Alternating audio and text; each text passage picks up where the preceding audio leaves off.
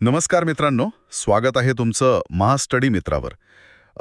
आजच्या या सखोल विश्लेषणात आपण एका खूप महत्त्वाच्या विषयावर बोलणार आहोत, म्हणजेच तलाठी भरती 2026 ची संपूर्ण माहिती आणि तो अभ्यासक्रम. हो, आणि हा विषय घेणं खूप गरजेचं होतं. कारण तलाठी हे पद केवळ एक साधी सरकारी नोकरी नाहीये बरं का. महसूल विभागातला हा असा एकदम महत्त्वाचा प्रशासकीय दुवा आहे, जो थेट जमिनीवर काम करतो. म्हणजे ग्राउंड लेवलवर काम करणारा अधिकारी. अगदी बरोबर.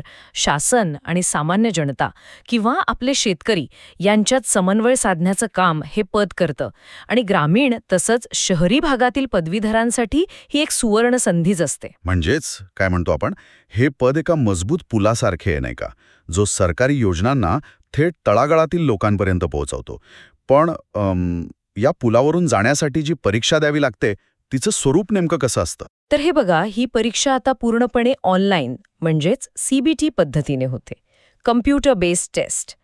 यामध्ये एकूण 100 बहुपर्यायी प्रश्न म्हणजे MCQs असतात आणि त्यासाठी 200 गुण दिले जातात. अच्छा, म्हणजे एका प्रश्नाला 2 गुण. आणि या सगळ्यासाठी उमेदवारांना वेळ किती मिळतो? वेळ असतो बरोबर 2 तास. आणि इथेच उमेदवारांची खरी कसोटी लागते.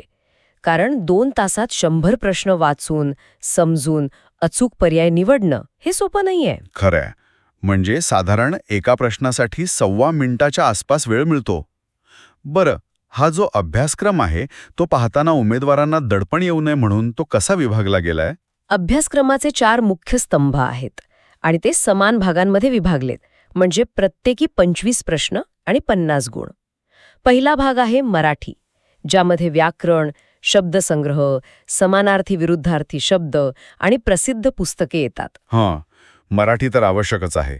आणि दुसरा विषय? दुसरा भाग आहे इंग्रजी, ज्यामध्ये ग्रॅमर बेसिक्स म्हणजे टेन्स अँड व्हॉइस, व्होकॅब्युलरी आणि सेंटेन्स स्ट्रक्चर येतं. आणि उरलेले 2 विषय कोणते आहेत? तिसरा विषय आहे गणित आणि बुद्धिमत्ता. यात शेकडेवारी, नफा तोटा, काळकाम वेग हे घटक येतात. आणि बुद्धिमत्तेत संख्यामाला व नातेसंबंध. आणि चौथा भाग आहे सामान्य ज्ञान किंवा GK, ज्यामध्ये चालू घडामोडी, विज्ञान, राज्यघटना आणि आपला महाराष्ट्र व भारताचा इतिहास भूगोल येतो. पण अनेकदा असा प्रश्न पडतो की एखाद्या गावाचा महसूल सांभाळणाऱ्या अधिकाऱ्याला या किचकट गणिताची आणि विशेषतः इंग्रजीची खरंच गरज असते का? हो, नक्कीच असते. हे बघा, गणितातली शेकडेवारी किंवा काळकाम वेग हे फक्त पुस्तकीय ज्ञान नाहीये. जमिनीचं मोजमाप किंवा पिकपाणी आणि महसुलाची आकडेवारी हाताळताना हेच लॉजिक तिथे थेट कामाला येतं. अरे वा, हे खूपच रंजक आहे. म्हणजे हा पूर्ण अभ्यासक्रम प्रत्यक्ष कामाच्या स्वरूपाशी जोडलेला आहे तर. अगदी तसंच. आणि बुद्धिमत्तेतील नातेसंबंधांचे प्रश्न हे गावातील गुंतागुंतीचे वारसा हक्क समजून घेण्यासाठी मदत करतात. भाषांचा विचार केला तर नवीन प्रशासन सॉफ्टवेअर्स किंवा सरकारी GR वाचण्यासाठी इंग्रजीचं ज्ञान असणं आजच्या काळात खूप गरजेचं झालं आहे. हे अगदी पटण्यासारखं आहे. पण आता अभ्यासाच्या सिक्रेट रणनीतीबद्दल बोलूया. सहसा म्हणतात की दररोज 6 ते 8 तास अभ्यास करा. पण जे नोकरी करतात त्यांच्यासाठी हे शक्य आहे का? हां, अतिशय प्रॅक्टिकल प्रश्न आहे. हे बघा, 6 ते 8 तास ही एक आदर्श संकल्पना आहे. पण खरी रणनीती वेळेपेक्षा गुणवत्तेवर आधारित असायला हवी. इथे स्मार्ट वर्क खूप महत्वाचे ठरते. म्हणजे तुम्ही इथे मागील वर्षांच्या प्रश्नपत्रिकांच्या विश्लेषणाबद्दल बोलत आहात? हो, अगदी. मागील वर्षांच्या प्रश्नपत्रिकांचा म्हणजे PYQचा सखोल अभ्यास केला तर लक्षात येतं की परीक्षेचा कल कसा आहे.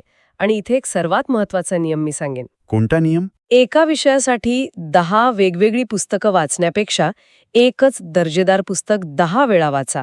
आणि वेळेच्या नियोजनासाठी नियमित मॉक टेस्ट देणं अत्यावश्यक आहे. हो, मॉक टेस्टमुळे स्क्रीनवर पेपर सोडवायची सवय होईल. तर मित्रांनो, आजच्या या सखोल विश्लेषणातून आपण पाहिलं की परीक्षेची तयारी आजपासूनच आणि आत्ताच सुरू करणं गरजेचं आहे. कारण सातत्य म्हणजेच कन्सिस्टन्सी हीच यशाची खरी गुरुकिल्ली आहे. बरोबर. सातत्य असेल तरच यश मिळेल. तर अशाच महत्त्वाच्या अपडेट्ससाठी महास्टडी मित्राला सबस्क्राईब नक्की करा.